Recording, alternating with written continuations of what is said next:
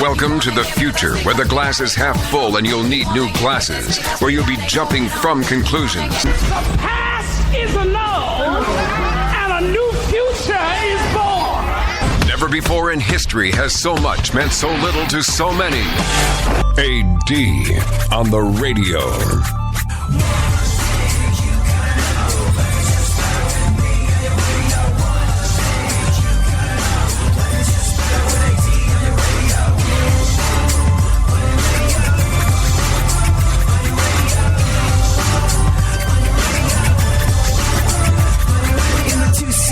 It's you and the senorita. Woofer blowing up the tweeter, cause it's me up in the speaker. Back in the mama seat, top down like a player. And the sound up in your ears, it is the dopest rhyme. Say I run a game like a cheater. I'm balling like they're a cheater. Complete on the marathon, I mean the very last meter. Competition defeated, cause you're my voice is just sweeter. So come on, follow the leader, plus I got the dopest of sneakers.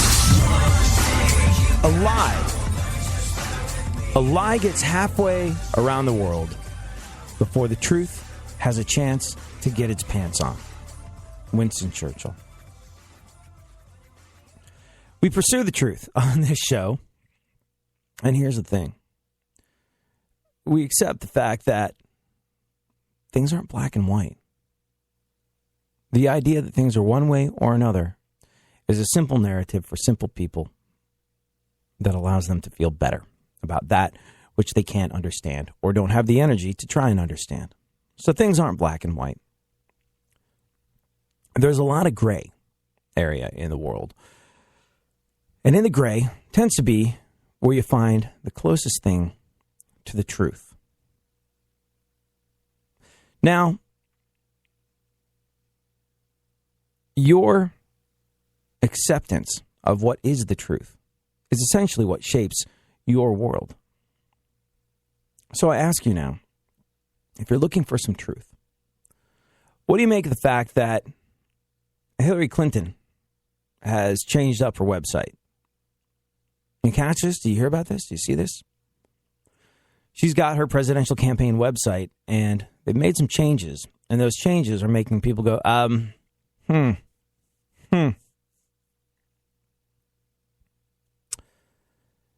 There's a quote on her website showing support for sexual assault victims. That's been altered. That's been edited. You can check for yourself. It's up on HillaryClinton.com. And there's a single page on there, which is dedicated solely to the topic of sexual assault on campus.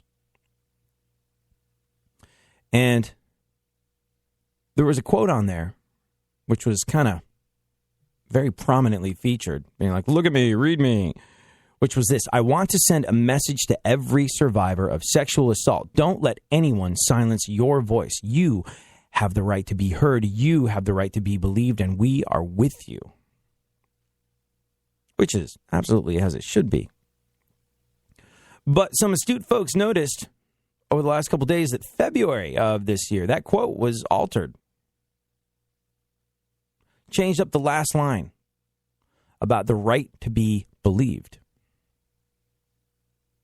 The sharp-eyed folks over at BuzzFeed, the same folks that noticed that Rand Paul was copying large portions of his speeches from Wikipedia, saw that the quote was changed after Juanita Broderick came back onto the scene. Now, she accused, in case you did not know, she accused Bill Clinton of raping her back in 1978. Not only that, but the real kicker here is that in addition to saying, hey, Bill Clinton raped me back in 1978, is that Broderick says Hillary knew about it. Accused Hillary of not only knowing about it, accused her of threatening her if she didn't keep her trap shut. Which is in stark contrast to the quote that's been altered about the right to be believed, which was changed when Juanita Broderick came back on the scene and accused Hillary Clinton of knowing about the rape, defending her husband, and threatening her if she didn't keep shtum. Now, if you feel like you've heard about this before, well, you have. Trump used these allegations in his campaign. He released a video featuring Broderick and Kathleen Wiley, who has also accused President Clinton of sexual harassment, not rape. But, like I said, it's interesting. In our pursuit of the truth, it's interesting. These little details that slip by a lot of people leave you wondering what you're going to believe. Clinton campaign not responded to anything. And as you make your way through the muck and the mire of what the truth might be, remember, everything we hear is an opinion, not a fact. Everything we see is perspective, not the truth. Marcus Aurelius. Basically a fancy way of saying you have to figure out what's in your heart for yourself.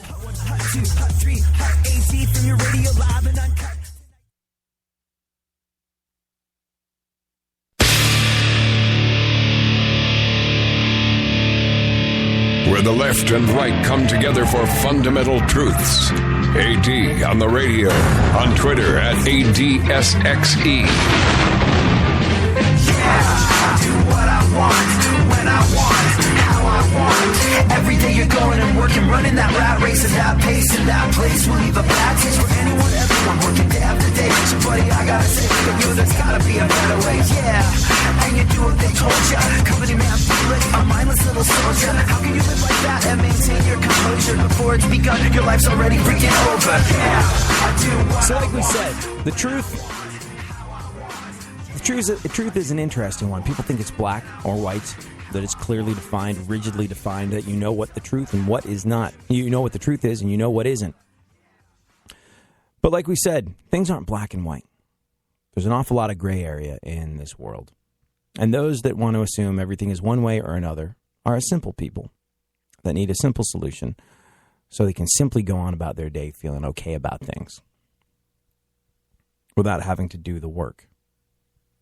And here's where the kicker is. And we talk about this over and over again on this show. The kicker is it really comes down to you. Whatever point of view you have, whatever you believe, especially during election season, there is going to be someone with a litany of homework, binders full of arguments that contradict what you believe. Like this whole thing of Hillary Clinton changing a quote at HillaryClinton.com. That page that was dedicated to the topic of campus sexual assault featured the quote, "I want to send a message to every survivor of sexual assault. Don't let anyone silence your voice. You have the right to be heard. You have the right to be believed, and we are with you." So now, the quote about being believed, not so much up there ever since the reemergence of Juanita Broderick, who accused Bill Clinton, her husband, of raping her back in 1978. Not only that, but also accused Hillary Clinton of A, knowing about the rape, B, defending her husband, and C, threatening her if she didn't keep silent about it. Now, there's plenty of people that say these accusations are absolutely baseless. It's just Trump digging up some non-history in order to thwart his competitor's campaign. But then you hear stuff like this. You notice stuff like this. You notice that Clinton herself changed verbiage on her website. And it requires that you think about it. It's not easy. You have a set of beliefs. You have something that questions those beliefs. And you know what you have to do? You can either subscribe to the simpleton's way of life and go, it's this way because I believe it and I've said it and that's just the way it's going to be and that's okay. Or you can go, not entirely sure. Do I know? Will I ever know? Will anyone ever know? And oh, there's the painful part. Will anyone ever really know? Guessing the only people that will ever really know what happened between Broderick and Bill Clinton are Broderick and Bill Clinton.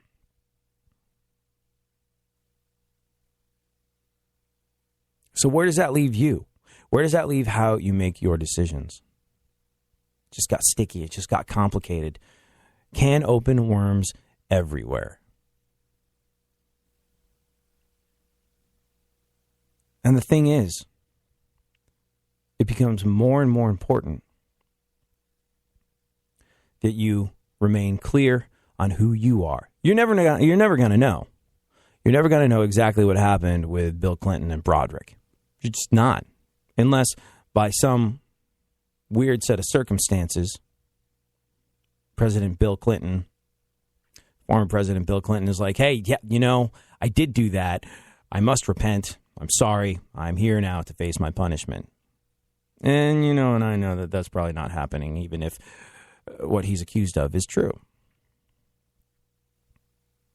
So where does that leave you? Where does that leave your way of thinking? Let's assume for a second, not saying you are, but let's assume that you are a supporter of Hillary Clinton and you hope she gets the White House and you have this piece of information. What do you do with it? What do you do with the fact that, oh gosh, there's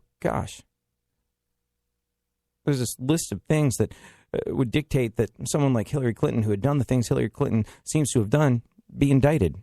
Yet I want her in the White House. What do you do? I'll tell you exactly what you do. You know yourself. It is so important. It is so important to recognize that your life, the life of your family, the life of the people around you, the life of those that you come into contact with every single day, you are the person that's going to impact these things. There's a giant question mark about the moral fiber of the Clintons. There's a giant question mark about the type of person Donald Trump is. There's a giant question mark and tremendous cause for unease with every single elected official that you might potentially pull that lever of democracy for. Nothing's ever simple, nothing's ever easy, nothing's ever clean, and those that choose to believe that it is are deluding themselves for the sake of an easy life. You can't control it, and you will probably never know the truth. You will never know about everything that's going on. Be a full-time job plus to keep yourself abreast of every last detail of every last candidate for every last position's history. So what do? You look to that which you can control. And it's so crazy that so many people feel helpless in this day and age. So many people feel like, I can't do anything about ISIS. I can't do anything about our political process. I can't do anything about taxes. I can't do it. No, you can't. But you can start today with yourself and being the type of person that you want to see in this world. It starts, as it always does, with you. And there's tremendous power in that. So many people are so quick to forget. Don't forget.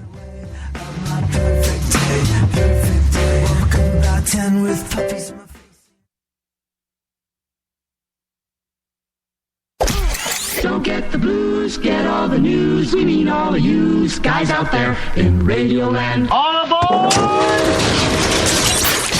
He's back. AD on the radio. Give it up, yeah. Give it up, yeah. Bring this on, come on, come on. That's the way we do what we do. That's the way we do what we do. That's the way we do what we do. We do what we do. We do what we do. That's the way we do what we do. That's the way we do what we do. I'd wanted to do this at the beginning of the show because, it seems like the right sort of musical accompaniment to set it off, as the kids say. But I forgot. Have you heard this? Olympics host Bianca Jordao, I think that's how you pronounce her name. She sings a parody of We Will Rock You before all the events at the Olympic Swim Stadium in Rio. They review the rules in the building by making her sing this song to the tune of We Will Rock You. So, in the spirit of the Olympics, let's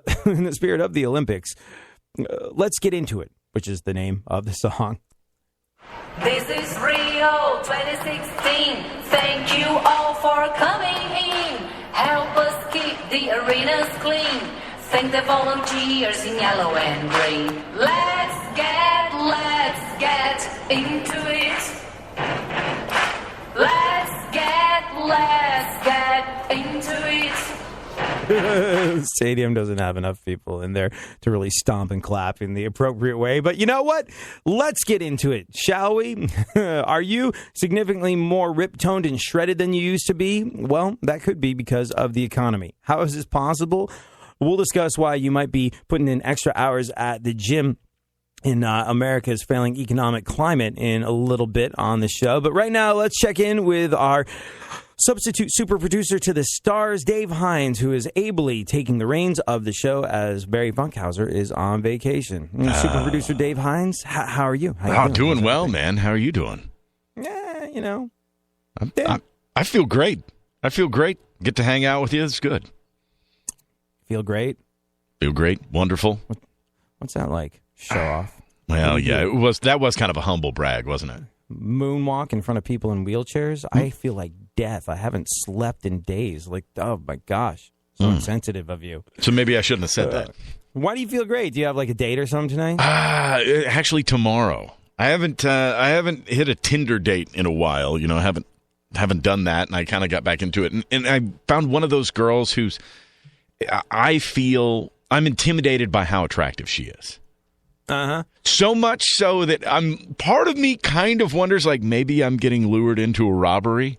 You know what I mean? Have you ever gone out, like, it's a new thing. She's infeasibly hot. Something must be up.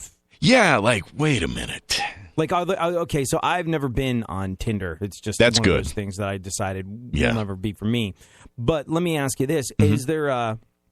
Are there multiple pictures of her up there? Multiple right, so pictures. It's the same girl. We've exchanged multiple pictures, and they seem legit. It doesn't seem like you're being Tinder catfished. Right. We've exchanged numbers, other social media. So she's a real person. Oh, okay. So that right there helps a lot. But there's still just part of me that wonders, like, is there going to be some dude waiting around the corner with a crowbar? You know, it's very interesting as well, because the moment something springs up and becomes huge, all these third-party businesses jump up around it. Some say scam, some say businesses. Right. Like, look at Pokemon Go, which is not all that old. Just like, I think that game's been out a couple of months. Weeks, months. Weeks it's old. New. Yeah.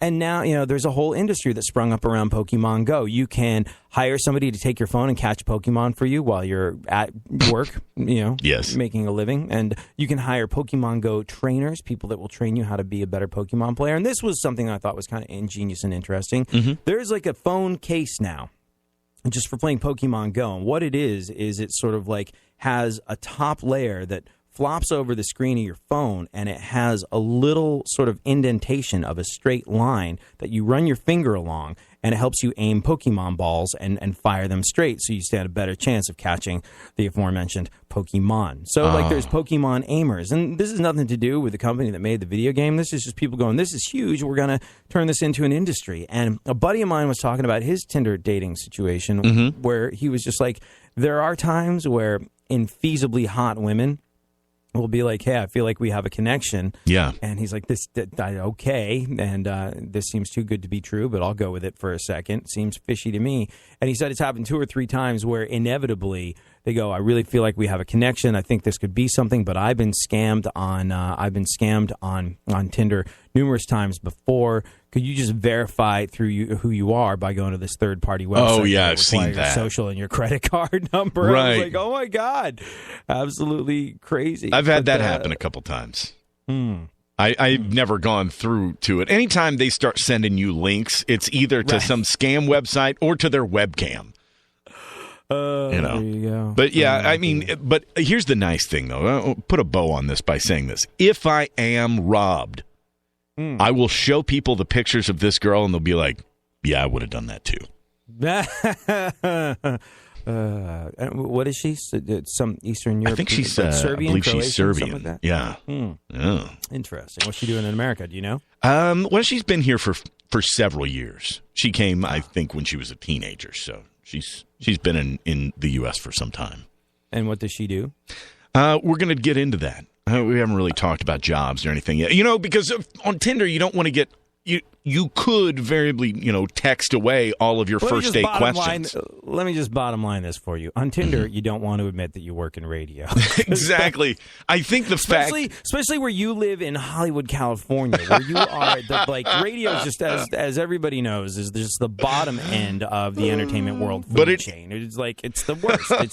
It's in terms of getting respect and people thinking it's cool, it's just like, you might as well be like a syphilitic troglodyte with a hump if you say you're in radio. When there's all these movie producers and actors floating around the place looking pretty and being rich. Yeah, because you're in the same tier, you're just slightly above the guy who's a non-working actor that has a job waiting tables at a pretty decent restaurant. Right. Like, you're right around there of like, he does this, but, that's nothing to, it's not too shabby. That's kind of where you get. Right. Interesting. Well, we'll be curious. When does this date happen? I think it's going down tomorrow, and now I'm worried that I've said this, and that that you've created an ongoing a segment that we'll check in on a little later while, something that could damage any real chance you have at a relationship. Yes, you have started something like that. All right, that's why I'm here with you, man. I trust you. We'll sink this ship together. Are you feeling physically confident? Are you ripped and toned and shredded and ready to be like, I feel good walking into this date because I feel good, because I look good, because I go to the gym a lot? Are you like, how are you feeling about that? Yeah, I'm finally at a point in my life where I'm actually that way. It took a lot of time, and now it's finally paying off. So things that I used to worry about like that on dates, now I'm like, now I just have to worry about my personality. Right. Can't take that to the gym. And hey, if you've been to the gym a lot, like I find that when I find that a lot of the time, and this works both ways for males and females. Like when you have a rockin' bod, the person that you're on a date with tends to view you as having a bit of an excellent personality. Yeah, that should help. In fact, I believe. I believe that a friend of mine that went out on a Tinder date a little while ago, I was like, how was her personality? He was like, well, she had 2 excellent personality traits. I was just like, okay. Nothing good will come of this, but I don't care. It's just your life. You go ahead and live it. So we are eager to check in. And the reason why you are ripped and toned and shredded, apparently, Dave Hines, is because of the economy. How is this possible? We'll discuss after we do the news. What's going on? All right. Oh. Well, in very hard-hitting news, AD, Fuller House has given up on getting the Olsen twins to appear. Yeah. Yeah, I guess I guess the main attraction for that show will continue to be Jodie Sweetin and her excellent personality traits. There's no Olsen twins. Fuller House. It's funny because when that came out, Fuller House, the reboot on Netflix, every dude I know between the ages of 25 and 40 spent the entire weekend binge watching this show to be like, oh, the kids that were kids when we were kids on TV have grown up, and oh my. It was very interesting. It's very interesting.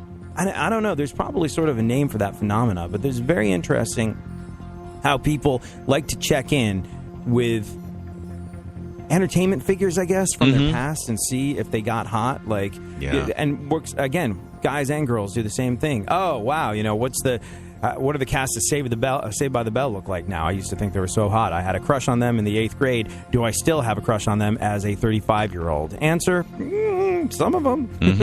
Some of them. Mr. Belding, you're still into him, right? Oh, yeah. Beautiful man. Fuller House has given up on getting the Olsen twins to appear. I believe they even tried leaving a trail of cigarettes and diet pills, but still, no dice. I think that where was it? I thought that Jodie Sweetin was the one that said ain't gonna happen. And yeah, here it is. Hold on one second.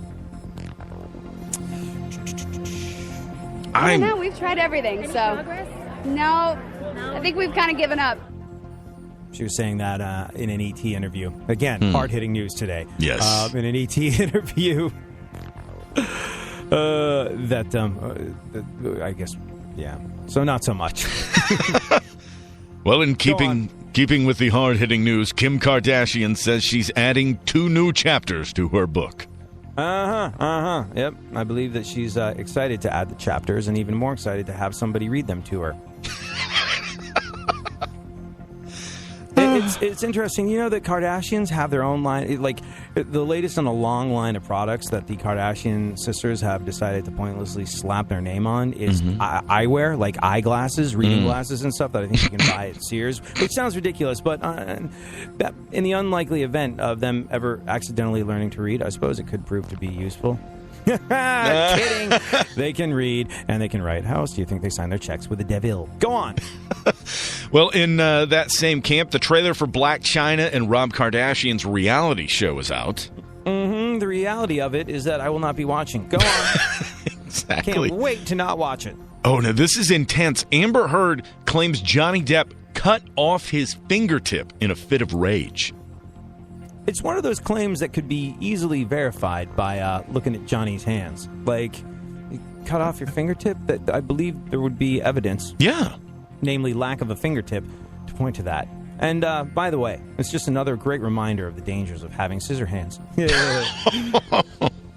Oh. Well, a report also says that the iPhone 7 may end up being waterproof. And the 6 isn't? Well, I mean, I thought that was no, because you got to get the case, right? Mm-hmm. Yeah. Like, has there been a waterproof iPhone yet? No. I've got my first iPhone. I've been Android all the way up until just recently, where I got an iPhone 6S Plus. Yes. It was so funny because iPhone users would look at us Android users and be like, that's pathetic. Look at the size of your screen. What do you need that for? Ha ha ha ha ha ha. You're so stupid. No, I like to watch Netflix on the treadmill. It's the only thing that makes me forget that I hate what I'm doing. And they were like, it's ridiculous. You know, you might as well be walking around with a tablet strapped to your face. And then the next generation of iPhones came out. Bigger screen. Ha ha. Take your iPhone elitism elsewhere. Thank you. And now I'm happy with my iPhone 6. I love mine happier too. If the iPhone 7 has a waterproof thing, that'd be cool. Only because, like, it's not like I want to take it underwater and take pictures or anything like that. But, you know, it's just I live in perpetual fear of setting it down and spilling water on it, like when I'm doing dishes or whatever. So that would be that'd be useful. Yes. Yeah, it'll be useful. Plus, if the iPhone 7 is waterproof, it will protect the phone from the tears that you cry when you realize you spent $900 on a phone. Go on. That's exactly right. So Donald Trump says Hillary Clinton lacks the physical and mental stamina to be president. Well, yeah, and you know, there's all this, like we were talking about yesterday, the big sort of like, the big right-wing, I'm not going to say conspiracy theory because that makes it sound too far-fetched, because you've seen the video of Hillary Clinton. Have you seen this where she's talking? And there's numerous instances of this. You've seen the video of her talking and just completely kind of checking out mentally for a second. Just, you know, her eyes go vacant. She forgets what she's saying and she starts over again. Now, my eyes go vacant and I forget what I'm saying an awful lot. So there's not necessarily anything there. But the question is, hey, does the person that might have their finger on the button have a neurological problem? And don't we have a right to know if that's the case? I think they do. Yes. Days like this when I feel untouchable, I try and make up for all the wrongs I did by living my life like a Cosby kid, jamming on the one like Theo and Stevie. I know it sounds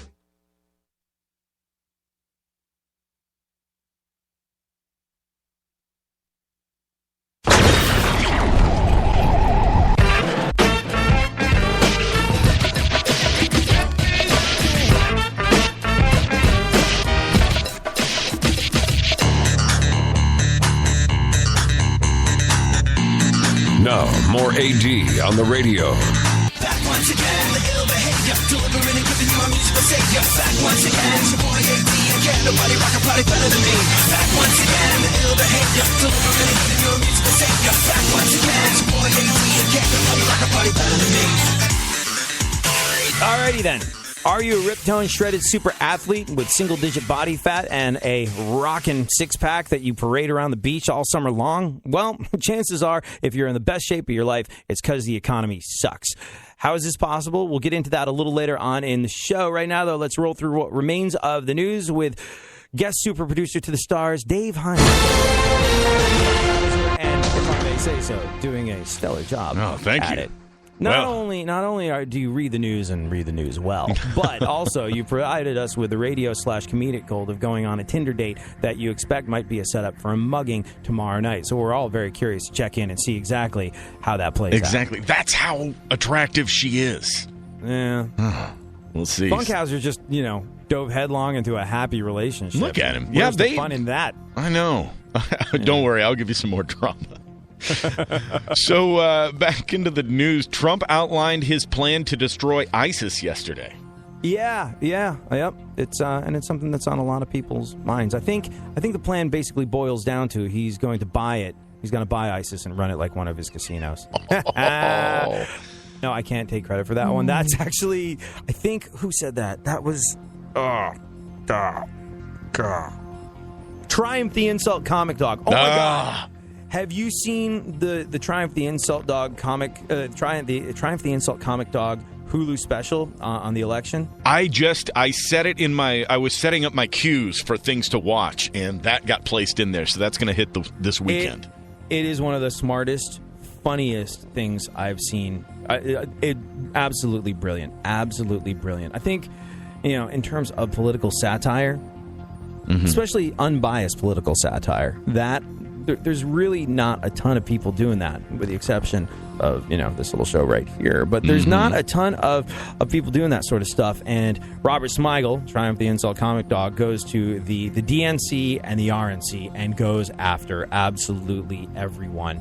And it is brilliant, and it is quick, and it is informed, and it is smart, and it is really, really funny. And I'm pretty sure that's where how does Trump plan to defeat ISIS? Buy it and run it like one of his casinos. I think that was one of the goofs from it, so I can't take credit for that one. But please, please, please do yourself a favor and watch that. And you know what? Here's the thing about outlining a plan to destroy ISIS. It's a plan. And here's the thing. People want a plan. Look, people say, if you're scared, then the terrorists have won. When logic goes out of the equation, when you have things like San Bernardino happen, when you have things like Bataclan in Paris happen, when you have all of these things happen in seemingly random cities, it puts you in a state of mind where you have to think about these things. You have to be vigilant. You have to think about these things. And you know what? When there is no warning, when nobody knows it's going to happen, then people are justifiably concerned. And that's a massive concern. It really is. There used to be this sort of sense of safety that you could draw from, like, well, I'm just going to stay out of major cities. If I'm in New York, I'm going to avoid bridges and subways as much as possible. I remember being in New York during 9/11, and every time you had to take the 59th Street Bridge, or every time you took a subway, or every time that you wound up in an enclosed place that you couldn't get out of quickly, which is basically all of New York City, you wound up looking around going, oh, I don't know about this. So you start to sort of tailor how you go through your life, not out of fear, not because you're letting the terrorists win, but because of a situation that demands your attention. And when there is this sort of situation going on, when we are in a time in our history where this is a genuine and viable concern for every last one of us in America, people want a plan. People want some sort of a plan. We're going to destroy ISIS. We're going to degrade and ultimately destroy ISIL, is what President Obama has told us. And look, they're probably not going to outline exactly what they're going to do. They're not going to outline exactly what they're going to do. Who knows if they're doing a good job or a bad job at it? That's 8 other shows that we could go into on that one. So we're not going to go down that path. But, they're not going to, on the 6 o'clock news, give the outline of what they're planning to do to ISIS to the entire world, including ISIS. There's some secrecy involved. But here's the thing. The Trump presidency, and this is sort of my problem with this has been my problem of his campaign and his presidency from the start. He ran on these vague, nebulous concepts of hope and change. What does that actually look like? Hope, change. There's really no clear definition of those things. How are we going to change? In what way are we going to get hope? But if you run on these sort of vague, meaningless yet encouraging platitudes, you can make a lot of headway. Now, I always compare this to Martin Luther King. I have a dream, and that dream was clear and defined, and he explained exactly how it would play out. I have a dream that white and black children will play together and hold hands together. It's very easy to picture how that's going to go, and therefore it's a lot easier to get behind. And therefore, when someone like Trump outlines an actual plan, a course of action, something that people can get behind and people can understand and people can wrap their arms around to destroy ISIS. That's a very appealing thing. It's a very appealing thing because it makes you feel like at least someone's got a plan, at least someone is going to do something. So it's a big part of the campaign. And it's something that, let's be real here. It might not necessarily be the best thing to do to announce to the world that, hey, this is how we're going to deal with ISIS. Because it gives ISIS a bit of a running start figuring out how they're going to deal with it. But it is something that the American people need, and they need to feel like there is a plan in place for their own health and their own safety and their way of lives. It's absolutely true. Anyways, what else? Well, also, a new study shows millennial males have significantly weaker grips than males did just 30 years ago. Oh, wow. Got to make it hard to lift all the trophies they get just for showing up. I think that's it. I think you're right. I feel like participation trophies don't give you the girth that you need to build proper grip strength. Yeah, and it's amazing, though. It's antithetical to what you would believe that millennial males have weaker grips than males did 30 years ago. It's incredible only because, well, Pornhub did not exist 30 years ago.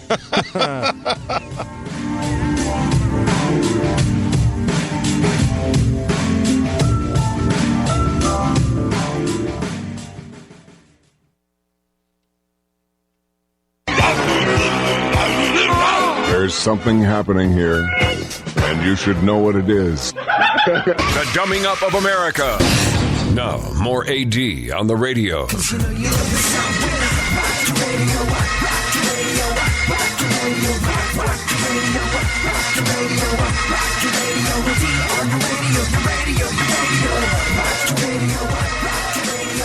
All right, Dave Hines, how much time do we have left in the show? We have about 13 minutes or so. 13 minutes. Are we in the last segment? I lose track of this sort of thing. We are. You know, I've been trained in a Pavlovian way by Funkhauser to just hear music and go and stop when I hear music again, and I really don't know what happens in between times. All right, so let's do a little bit more news, and then we'll discuss why everybody's more ripped because of the poor economy. Go on. All right. The DEA will continue to categorize pot as a Schedule I drug. Yeah, there was all this sort of brouhaha about it. Like, hey, is it finally going to be decriminalized or legalized, or how's that going to work? And not so much. The DEA will continue to categorize marijuana as a Schedule I drug, and now we know the real reason why Michael Phelps made that angry face. Bong Rippy the Clown, not happy with the outcome. You know, it's very, very interesting. Did you know, and you know, it's naive of me not to know, but look, I think I am the absolute best person to speak, to advocate the legalization of marijuana. Why? Because I've got no interest in it. I shan't be smoking it, just not my thing. But, so, you know, I've got no skin in the game.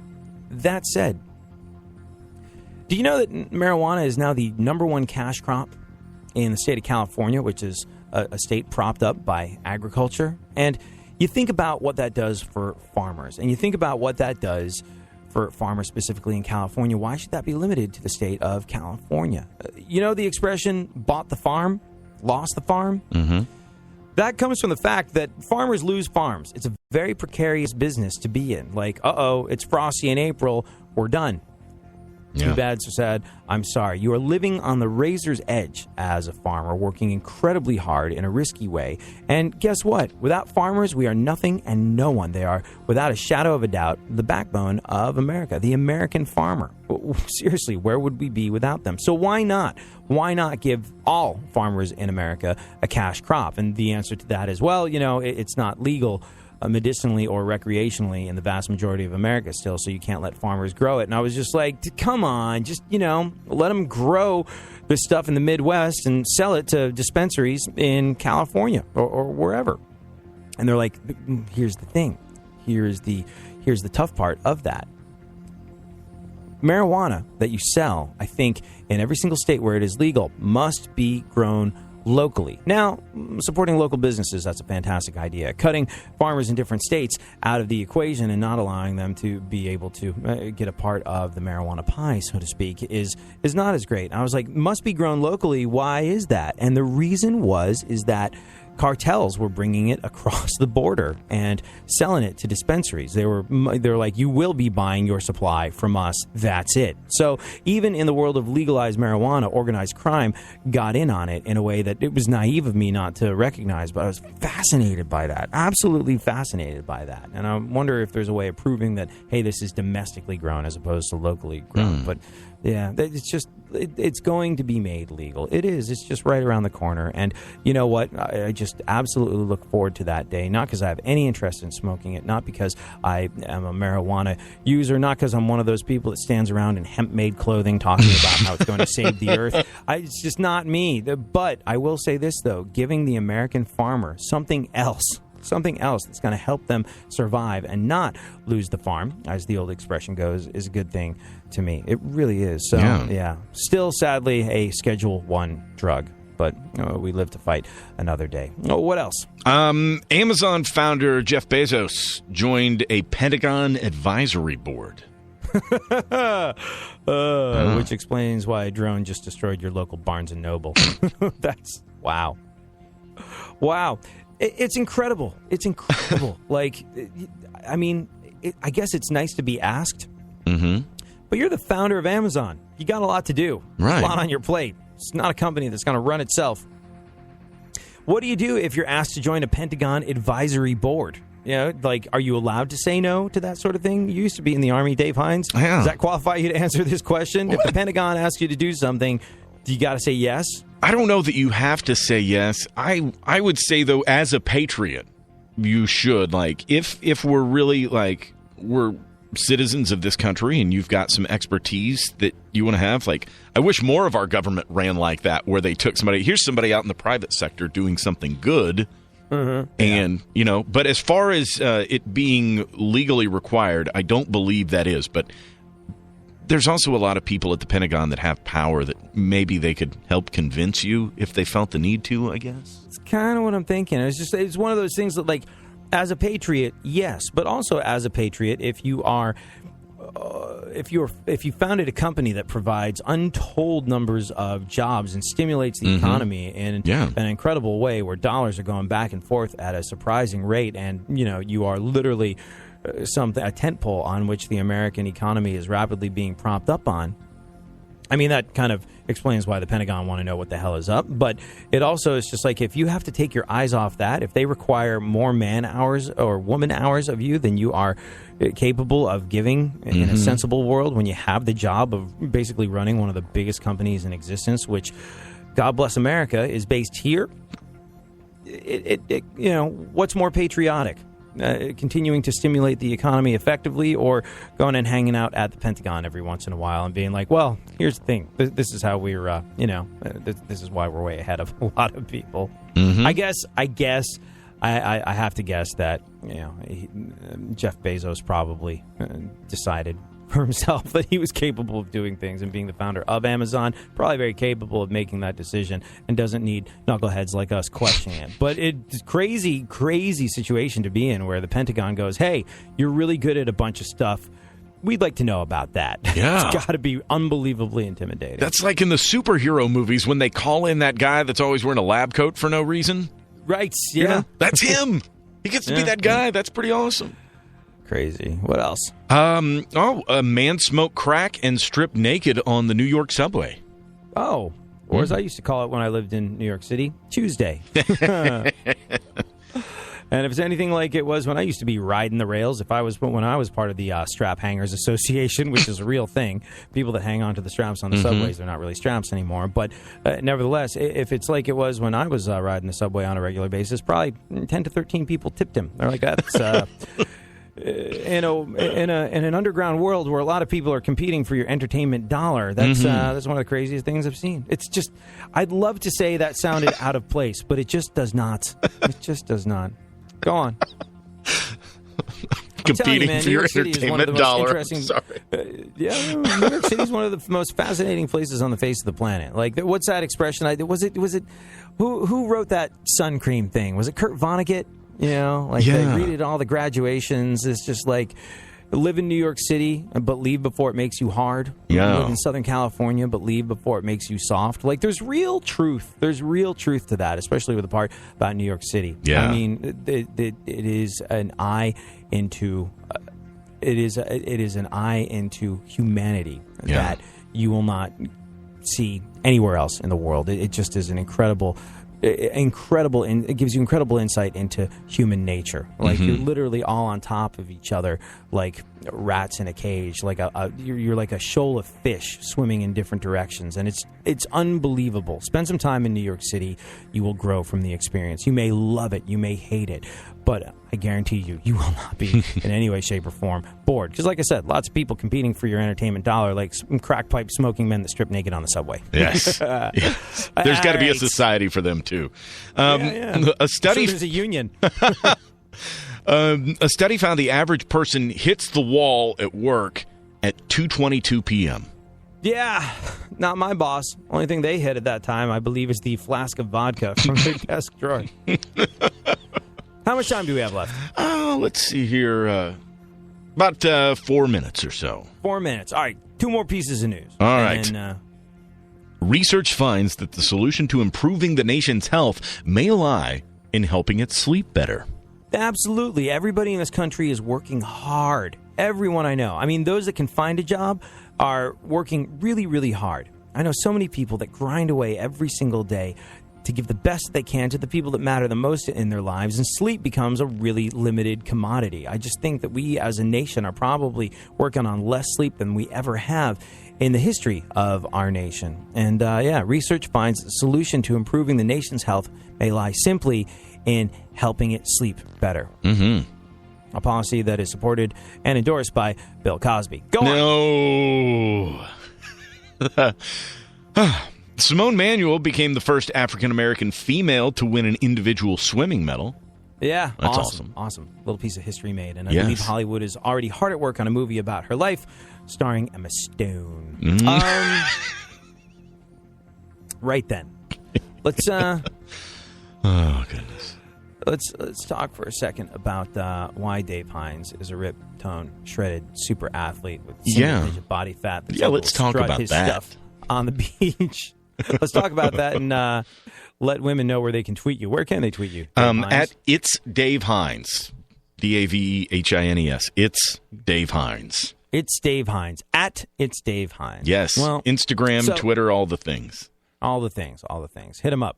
Do you let me ask you this. Are you one of those people that as you work out, take here's an updated picture of my work that I've been doing in the gym and take pictures of your newly found muscular definition? No, there's a lot more pictures of food on my Instagram. I think here's the so it's more like I don't take pictures in the gym. I take pictures of the cheeseburgers so you know why I was in the gym. Right. See, that's you and I can still be friends then. Yes. Good. Glad to know.